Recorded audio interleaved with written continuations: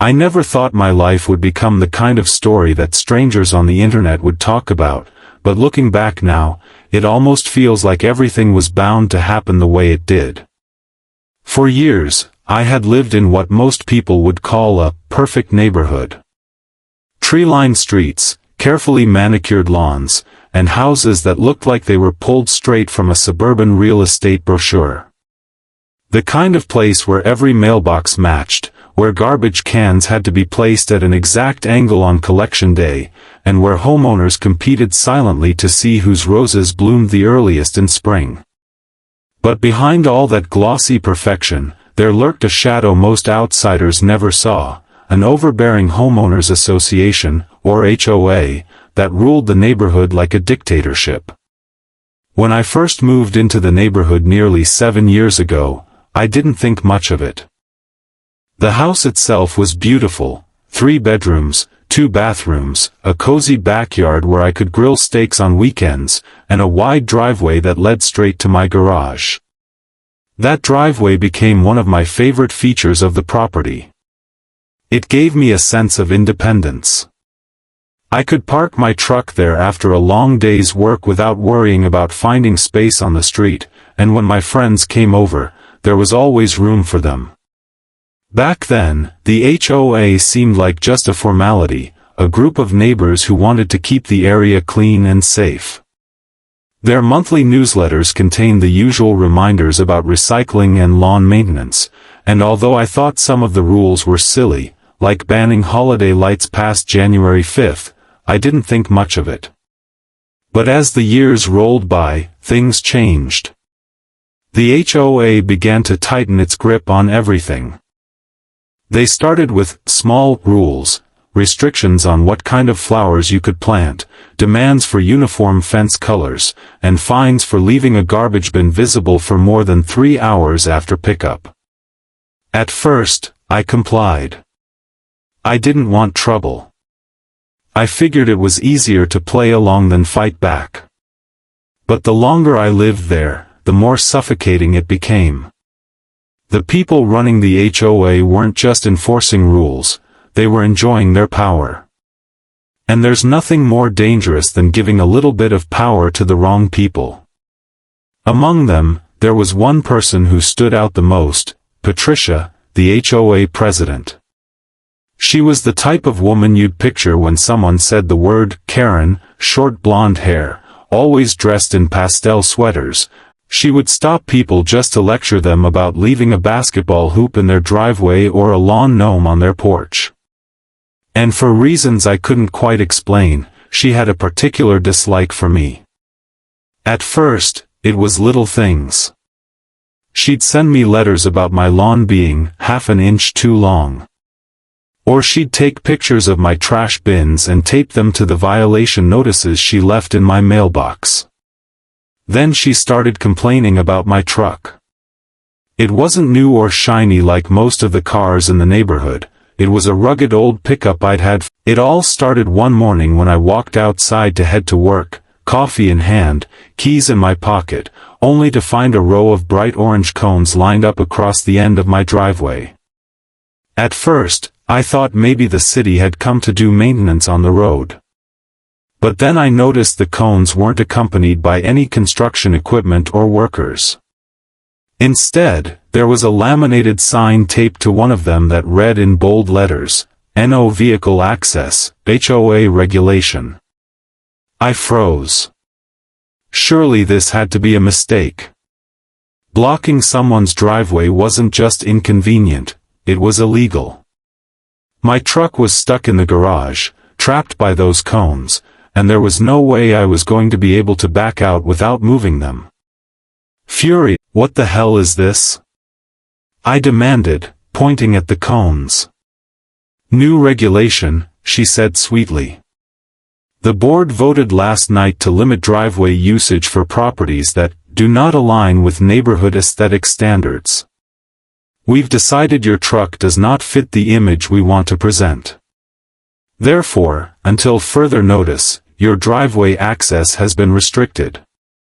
I was speechless. My driveway? My property? They had no right to block it.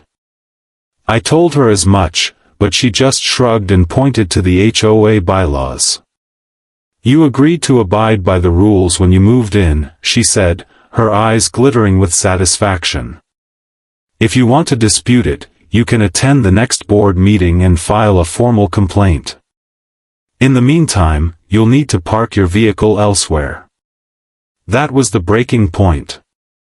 Years of silent frustration boiled over inside me. I wanted to scream, to rip down those cones and throw. I told her I'd take care of it.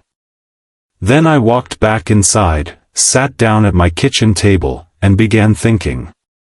Because here's the thing about me, I don't take kindly to being pushed around. I may have put up with the petty fines and the endless harassment for years, but this? Blocking my driveway, trapping my truck, and acting like they owned my property? That was the final straw. For the next few days, I didn't say much. I complied outwardly, parking my truck on the street and ignoring the smug looks from. It was unassigned municipal land, a sort of bureaucratic oversight that left ownership in limbo. The HOA acted like it belonged to them, but legally, it was still city-controlled land. That meant I had options. Dangerous, beautiful options. Over the next week, I made a few calls. I met with a city official I knew from work, explained the situation, and showed him the records. He confirmed what I already knew, the HOA had no legal right to block my driveway. But I didn't want to just remove the cones. No, I wanted to make sure Patricia and her army of clipboard warriors could never pull this stunt again.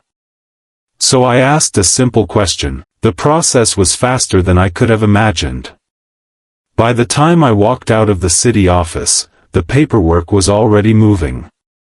That night, while Patricia slept peacefully in her pristine little house, dreaming about new ways to terrorize her neighbors, the road she thought she controlled changed hands. By sunrise, it officially belonged to the city. And that was only the beginning of my revenge. The morning after the transfer was finalized, I stood at my kitchen window sipping coffee, watching the sun rise over the neighborhood. The cones were still sitting at the end of my driveway like prison bars, but their days were numbered. A part of me almost felt giddy, like a kid who knew a secret that nobody else had figured out yet. I didn't just feel relief, I felt power, and it was intoxicating. 2 workers hopped out, wearing reflective vests and hard hats, carrying clipboards of their own. Only these weren't neighborhood vigilantes with inflated egos, these were city employees backed by municipal authority.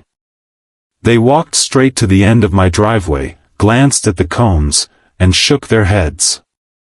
One of them grabbed the laminated sign, ripped it down, and tossed it into the back of the truck without hesitation. The other began loading the cones into the truck bed. Patricia must have seen the commotion from her window, because within minutes, her front door flew open and she came stomping out in her pastel pink sweater, hair rollers still perched on her head like little plastic horns. "Excuse me," she screeched, marching toward the workers. "What do you think you're doing? Those cones were placed there by the HOA. You can't just remove them." The worker closest to her didn't even flinch. He just pulled out a folder from his clipboard and handed her a document. "Ma'am, this road is now under municipal jurisdiction. As of 12:01 a.m. this morning, ownership transferred to the city of Riverton. These cones are unauthorized obstructions and must be removed." Patricia blinked, her mouth opening and closing like a fish out of water. "What are you talking about? This is a private neighborhood. The HOA owns this street." "No, ma'am," the worker replied calmly, flipping the document so she could see the city's official seal. "The city owns this road now. If you have a problem with that, you'll need to take it up with the Department of Public Works." I couldn't help myself. I leaned against my truck in the driveway, arms crossed, a smile tugging at the corners of my mouth. "Morning, Patricia," I called out, savoring every syllable. "Beautiful day, isn't it?" She spun toward me, her face turning a deep shade of red. "You," she hissed, jabbing a finger in my direction. "This is your doing, isn't it?" "I don't know what you're talking about. Looks to me like the city's just doing their job." Funny thing, though, I always wondered who actually owned this road. Guess now we know. Her jaw tightened so hard I thought her teeth might shatter. She stormed back to her porch, muttering under her breath, and disappeared inside. I could practically hear her dialing the rest of the board members, summoning them for an emergency meeting. But it didn't matter. The city had already made its move, and there was nothing she, or the HOA, could do to stop it. The days that followed were some of the most satisfying of my life. With the road now under city control, things began to change rapidly. The city installed new street signs, replaced the faded speed limit markers, but freedom for some meant disaster for others. The HOA's power was slipping, and Patricia was scrambling to hold on. She called a special meeting in the community center, demanding everyone attend. Of course, I went too. I wanted front row seats to the meltdown. When I walked in, the room was buzzing with chatter. Neighbors sat in neat rows of folding chairs, whispering among themselves. Some looked curious, others nervous, and a few looked downright angry. At the front of the room, Patricia stood at a podium, her trusty clipboard clutched like a shield. Behind her sat the rest of the board members, their faces tight with worry. "Ladies and gentlemen," Patricia began, her voice trembling with forced authority, "we have a serious situation on our hands. It is an outrageous overreach of power, and we will not stand for it." A murmur rippled through the crowd. One man in the back raised his hand. "But, doesn't that mean the HOA doesn't have to pay for road maintenance anymore?" Patricia froze, clearly not expecting that reaction. "That's not the point," she snapped. "The point is, this undermines our authority as a homeowners association. If the city controls the road, then they can dictate access, parking, and usage without consulting us. This sets a dangerous precedent." I leaned back in my chair, hiding a smirk. Dangerous for her, maybe. For the rest of us, it sounded like a blessing. Another neighbor spoke up.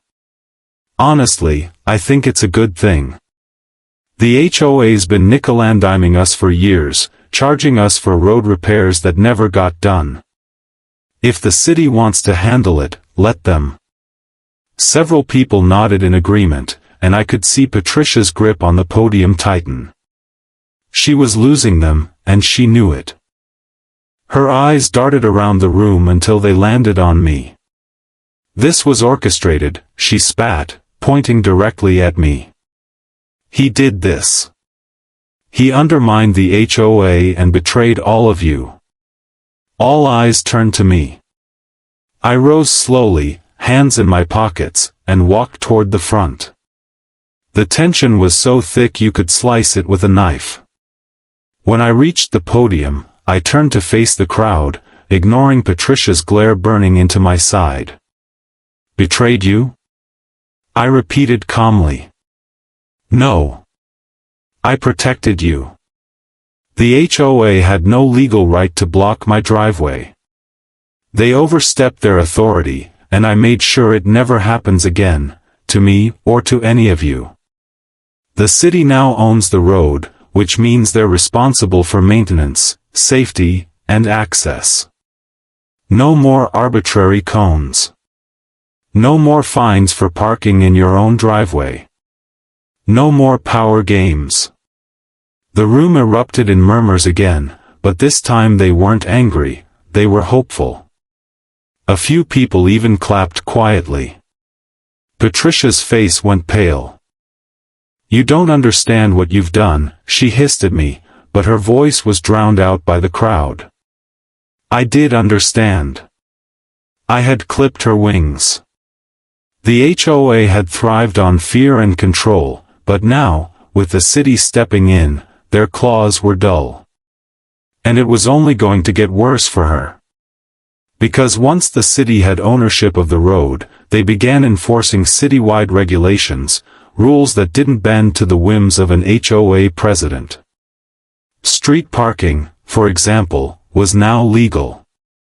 For years, Patricia had forbidden overnight street parking, claiming it lowered It wasn't much, just a small stretch near the entrance, but it was enough to send Patricia into hysterics. She stormed down to City Hall, demanding to speak to the mayor, only to be told in no uncertain terms that she had no jurisdiction. Meanwhile, I sat on my porch in the evenings, beer in hand, watching the neighborhood transform. Kids played basketball in driveways without fear of violations. Families hosted barbecues without worrying about being too loud. And every time Patricia drove by in her golf cart, scowling at the sight of freedom blooming all around her, I couldn't help but grin. I thought the war was over. I thought I had won. But Patricia wasn't most people. She had built her entire identity on controlling this neighborhood, on being the one person everyone had to answer to. Taking that away from her was like pulling the crown off a queen's head in front of her subjects. And queens, even dethroned ones, don't go quietly. The first sign of her retaliation came the following week. I woke up to find a bright yellow envelope taped to my front door. Inside was a violation notice, again. Only this one wasn't about my lawn, or my garbage bins, or my truck. No, this one accused me of conduct unbecoming of a homeowner, claiming that I had willfully damaged the reputation of the HOA through deceitful manipulation of municipal authorities. The letter was signed by Patricia herself, complete with her signature scrawl that looked more like a dagger than a name. I laughed out loud. Reputation? The HOA had a reputation, all right, one of being bullies. I crumpled the letter and tossed it into the trash, figuring that would be the end of it. But Patricia didn't stop there. Over the next few days, she doubled down. More letters arrived, each more ridiculous than the last. One claimed that my front porch light was too bright and disruptive to the visual harmony of the neighborhood. Another insisted that my dog's occasional barking violated noise decorum standards. Then came a fine, $500 for failure to adhere to community spirit. That one nearly made me choke on my coffee. Community spirit? What was that supposed to mean? Clearly, Patricia was trying to provoke me, to drag me back into the endless cycle of appeals, fines, and meetings that had defined the HOA's reign of terror. But what she didn't realize was that her power was gone. Those fines had no legal teeth anymore. The moment the city took over the road, the HOA's jurisdiction weakened, and her notices were nothing more than pieces of paper with empty threats. Still, the harassment was annoying, and I knew she wouldn't stop until I confronted her. So one evening, I decided to pay her a visit. I walked down the street to her house, where she was, as usual, sitting on her porch with that damned clipboard. When she saw me approaching, her eyes narrowed into slits. "Come to gloat?" she asked coldly. "No," I said evenly. "I came to tell you to stop. These fake fines, these letters, they're pointless. You don't have any authority anymore. The road belongs to the city. The HOA can't touch me." Her lips curled into a thin smile, the kind that sent a chill down your spine.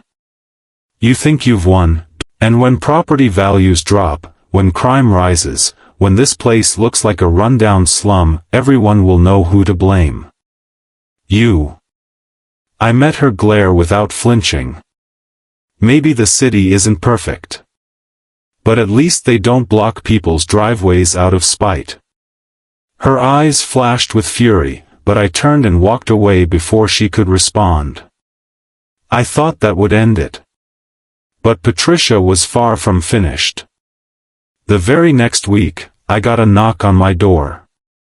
When I opened it, 2 men in suits stood on my porch, holding briefcases. They introduced themselves as lawyers representing the HOA. According to them, Patricia had convinced the board to file a lawsuit against me for malicious interference with community governance. I almost burst out laughing right there on the spot. Good luck with that, I told them, shutting the door in their faces. But inside, I felt a flicker of unease. Lawsuits weren't something I could just ignore. Even if it was frivolous, it could tie me up in court for months, maybe years. Patricia knew that. This wasn't about winning, it was about making my life hell. So I decided to fight fire with fire. The next morning, I called my friend Daniel, a lawyer I'd known since college. I explained everything to him, from the cones to the city takeover to the bogus fines. He listened carefully, then chuckled. "She doesn't have a case," he said. "Not even close. The HOA lost jurisdiction the moment the city took control of that road. If anything, you could countersue for harassment." The idea made me grin. "You really think so?" "Absolutely. Judges don't look kindly on frivolous lawsuits. If she pushes this, it could backfire spectacularly." That was all I needed to hear. I gave Daniel the green light to prepare a counterclaim. If Patricia wanted a war, she was about to get one. But the war didn't stay in the courtroom. Patricia began rallying her loyalists in the neighborhood, the ones who had always feared her clipboard and caved to her demands. She spread rumors about me, claiming I was trying to destroy the community for personal gain. She whispered that I had bribed city officials, that I was planning to sell my house to some shady developer who would turn it into a rental property. For a while, her gossip worked. I noticed a few neighbors giving me wary glances, conversations going quiet when I walked by. It stung more than I wanted to admit. I had lived here for years, shared beers with these people at block parties, helped shovel their driveways in winter. Now some of them were looking at me like I was the villain. But then something unexpected happened. The city held a public meeting about upcoming improvements to the road, new streetlights, upgraded drainage, even a potential crosswalk for the kids who walked to the bus stop. Dozens of neighbors showed up, curious about the changes. Patricia tried to take over the meeting, ranting about how the city was stealing our neighborhood. But when the officials calmly explained how much money residents would save, no more HOA fees for road maintenance, no more surprise assessments, people began to realize the truth. The tide turned right there in that room. One by one, neighbors started voicing their support for the city. They talked about how nice it was not to get fined for trivial things, how much freer they felt without the HOA breathing down their necks. And when one man stood up and said, "Honestly, I think he did us all a favor," nodding in my direction, the entire room erupted in applause. Patricia's face went white. She tried to shout over the noise, but nobody was listening anymore. For the first time, she wasn't the loudest voice in the room. After that night, everything shifted. People who had avoided me before now came to shake my hand, thanking me for standing up to the HOA. Some even admitted they'd wanted to do something for years but had been too afraid of retaliation. Word spread quickly, and within weeks, the HOA's support base crumbled. But Patricia still clung to her delusion of power. She pushed forward with the lawsuit, even as her board members began resigning one by one. At the same time, she escalated her personal attacks. I started finding nails scattered in my driveway, my mailbox mysteriously dented, my garbage cans tipped over at night. It didn't take a genius to figure out who was behind it, but without proof, I couldn't do much. That's when I decided to take things a step further. I installed security cameras around my property, high definition, motion activated, with night vision. Within days, I had all the evidence I needed. One night, around 2 a.m., the cameras caught Patricia sneaking across my yard with a can of spray paint, aiming for my garage door. I called the police immediately, and by the time they arrived, she was still in my driveway, red-handed. The look on her face when the cops cuffed her was priceless. The next morning, the entire neighborhood knew. Patricia, the self-proclaimed queen of the HOA, had been arrested for vandalism. Her mugshot was the talk of the town. Some neighbors pretended to be shocked, but most just shook their heads, muttering that it had been a long time coming. The lawsuit fizzled shortly afterward. With her credibility in shambles and her board abandoned, Patricia had no leg to stand on. Daniel filed the counterclaim anyway, and we ended up winning a small settlement for harassment. It wasn't a fortune, but it was enough to cover the legal fees, and to buy myself a brand new grill for the backyard. For the first time in years, I felt free. Truly free. The HOA was crumbling, Patricia was disgraced, and the neighborhood was finally breathing again. But as I sat on my porch one evening, sipping a cold beer and watching the sunset, I couldn't shake a strange feeling. The war might have been over, but the story wasn't finished. Not yet. For a few weeks after Patricia's arrest, the neighborhood felt like it was finally breathing fresh air. It was as if someone had opened the windows of a stuffy house that had been sealed shut for too long. Neighbors who used to keep to themselves began chatting more freely in the streets. Kids played ball without fear of being scolded. And for the first time since I moved in, I felt like we had a real community, not just a collection of houses policed by a clipboard tyrant. The HOA still technically existed, but without Patricia's iron fist, it was little more than a hollow shell. Meetings stopped happening. Notices stopped appearing. The remaining board members, embarrassed and exhausted, quietly stepped down one by one. Some whispered that Patricia had moved out of town after the vandalism charge, but I knew better. I still saw her once in a while, lurking in her golf cart, skulking down the street like a ghost of power that used to be. The sight of her didn't intimidate me anymore. If anything, it made me feel pity. But Patricia wasn't the type to fade quietly into the background. No, she was the type to cling to power even when everyone else had moved on. And though her reign was over, she had one last card to play. It began with a letter, this time not from the HOA, but from her personally. I found it in my mailbox one morning, handwritten on fancy stationery. The first line read, "You may think you've won, but this is not over." The rest of the letter was a rant about how I had destroyed years of hard work, how the neighborhood was falling into chaos, and how she would make sure justice is served. It ended with a chilling line, "If the law won't stop you, I will." I stared at those words for a long time. Patricia had crossed the line from nuisance to threat. At first, I considered calling the police, but the letter didn't contain anything actionable, just vague intimidation. So instead, I kept it. Proof, I thought. Just in case. In the meantime, life moved on. The city continued improving the road, new paving, better streetlights, and even a small landscaped median at the entrance with seasonal flowers.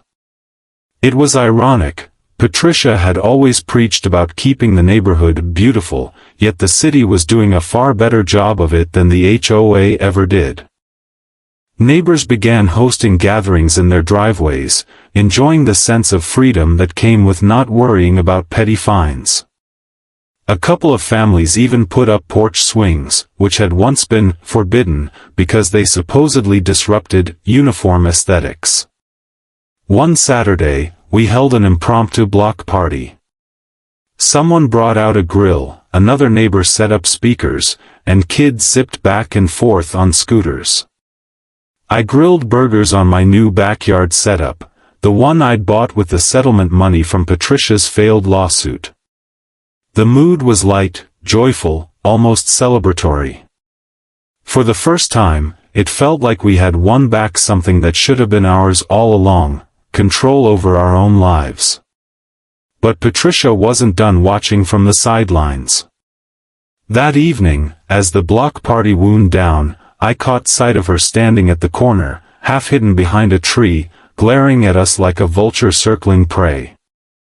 The music, the laughter, the happiness, it must have been torture for her. She had spent years making people afraid of breaking the rules, and now here we were, openly defying everything she had stood for.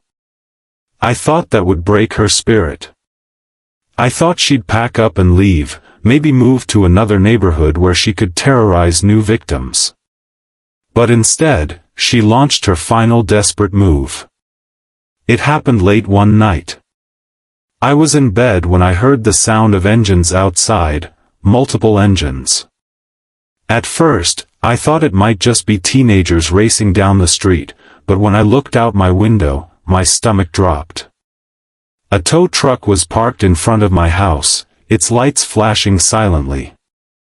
Behind it stood Patricia, arms crossed, a smug grin plastered across her face. I threw on a jacket and bolted outside, shouting, "What the hell do you think you're doing?" The driver, a burly man in greasy overalls, looked at me nervously. "Lady says your truck's not allowed here.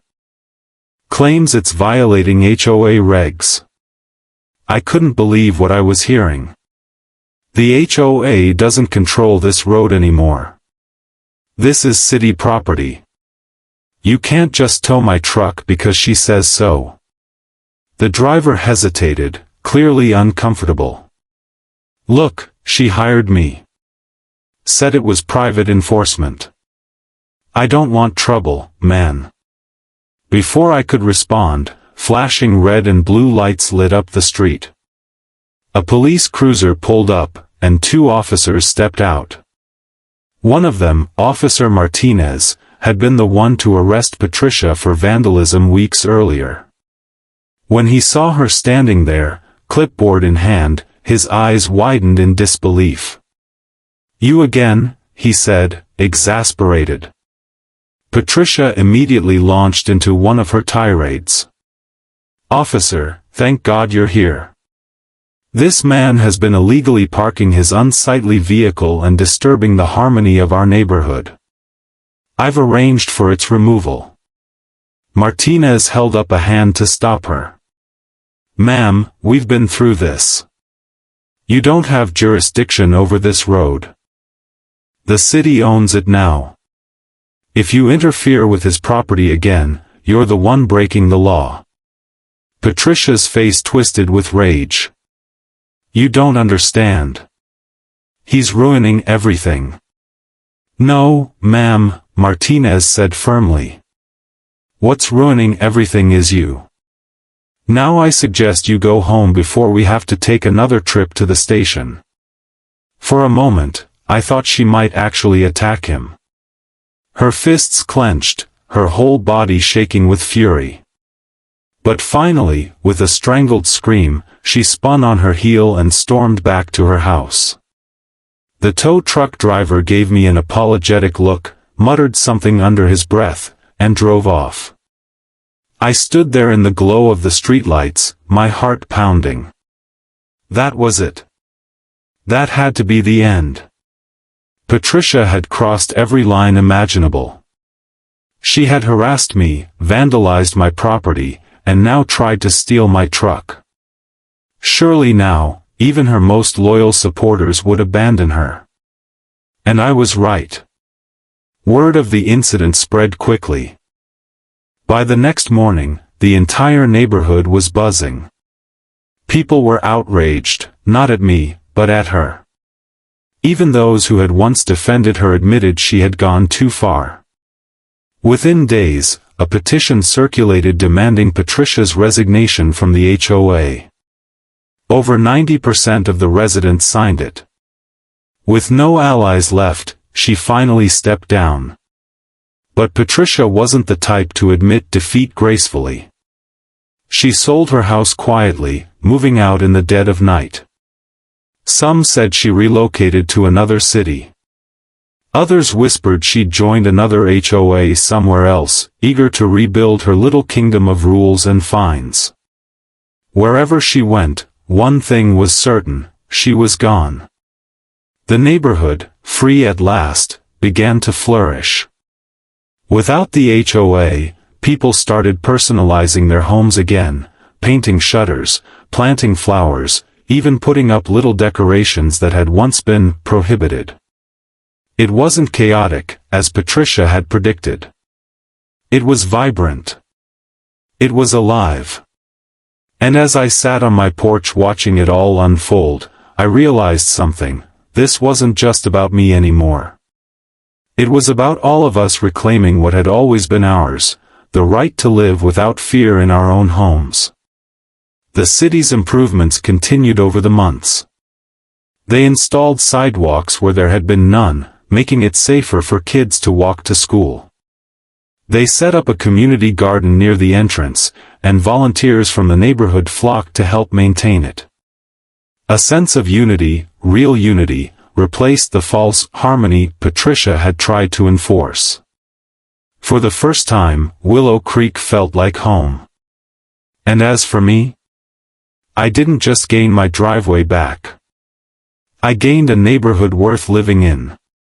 But in the back of my mind, I couldn't help wondering, was Patricia really gone for good? The days that followed the city's takeover of the road were nothing short of surreal. For years, I had been caught in the chokehold of the HOA's relentless harassment: fines for minor infractions, warnings for things as petty as leaving my trash bin out for an extra hour, even letters threatening legal action when my grass grew half an inch taller than their arbitrary rules allowed. But now, all of it was gone. I woke up every morning, walked outside, and instead of feeling dread in my chest at the sight of the HOA's smug enforcers lurking nearby, I felt something I hadn't in a long time: peace. The road outside my driveway, once claimed by them, guarded by their clipboards and egos, now belonged to the city. And the city couldn't care less about what color mailbox I had, or whether my car's tires edged slightly onto the asphalt. That piece of pavement they fought so hard to weaponize against me had become their undoing, and the irony of it never got old. Neighbors started stopping by, asking me how I had managed to pull it off. Many were still stunned, whispering about how the HOA president had been seen screaming at city workers as they installed the new road signs. But to me, it was simple: I had taken back my freedom, and I had done it by beating them at their own game. At first, some neighbors were hesitant. They had lived under HOA control for so long that the idea of not having someone policing their lives felt foreign. The HOA had made itself seem like a necessary evil, pretending it kept order and standards. But as the weeks went on, that illusion crumbled. Families began to breathe easier. Parents let their kids chalk up the sidewalks without worrying about a fine for defacement. People parked their trucks, boats, and RVs in their driveways without sneaking around like criminals. One guy down the street even built a fire pit in his front yard, something that would have earned him a cease and desist letter within hours under HOA rule.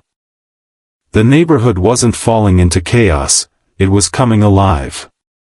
And though some folks were wary, most quickly realized the HOA had never been about protecting the community, it had been about control. Now, with the city maintaining the road and refusing to enforce petty restrictions, the HOA's teeth had been pulled. They still tried, of course. I heard about new letters being sent out demanding compliance with their rules, but more and more neighbors were simply tossing them in the trash. The HOA had lost its grip, and they knew it. For me, though, the victory was personal. I remember standing at my window one morning, sipping my coffee, watching the city's garbage truck rumble down the street. That sound, that ordinary, everyday sound, was like music to my ears. Because it wasn't just trash pickup. It was proof. Proof that the city now held authority here, not the HOA. Proof that I had taken the very ground they had used to block me in, to fine me, to humiliate me, and turned it into the weapon that destroyed them. Sometimes I caught myself chuckling when I thought about the moment I signed the papers, handing the road over to the city overnight. I could only imagine the look on the HOA president's face when she found out. I didn't need revenge in the form of shouting matches or lawsuits. I had found a cleaner, sharper kind of justice, one that cut so deep they could never recover from it. And while I savored my own peace, I also took quiet satisfaction in knowing I had set an example. Neighbors who once stayed silent started to stand up. They began to realize that HOAs weren't untouchable. They were organizations, bound by rules and loopholes like anyone else. And those loopholes could be used against them. I became something of a local legend, though I never sought it. People would come by, shake my hand, ask me to tell the story again. Even nearby communities started whispering about it. I got phone calls and emails from strangers who had heard what I'd done, asking for advice on how they could free themselves from their own oppressive HOAs. And every time, I gave them the same answer: know the rules better than they do. They'll use them to control you, but you can use them to break free. It wasn't about rebellion for rebellion's sake, it was about taking back the right to live without being smothered by pettiness. Looking back now, I realize that the battle was never really about a blocked driveway. Sure, that was the spark, the final insult that pushed me over the edge. But the fight was about something bigger: dignity, autonomy, the basic right to live. I didn't just win for myself, I won for the entire neighborhood. And maybe even for others who'll hear this story and realize they don't have to live in fear of HOAs either. So when I step out onto my driveway now, unblocked, unbothered, mine, I smile. Because I know that sometimes, the best revenge isn't loud or flashy. Sometimes, the best revenge is quiet, final, and written in ink on city paperwork. They tried to box me in, but I sold the very ground